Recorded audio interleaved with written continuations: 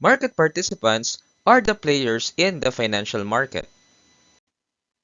First, there are retail investors who are individuals that invest for personal reasons, such as retirement, education, or to grow their wealth.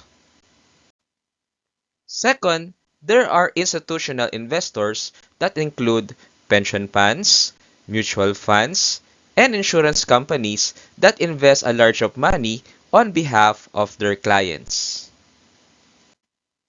Third, there are brokers that act as intermediaries and earn commission for their services, and dealers who trade their own accounts. Fourth, there are investment banks. They offer a wide of services from underwriting and advisory to trading and wealth management.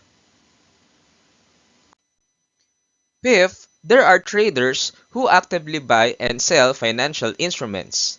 They normally make quick decisions on the short market trends. And last are the regulators who oversee market activities to ensure fairness and prevent manipulation, and the exchanges which provide platform for the trade to happen. Thank you and happy learning.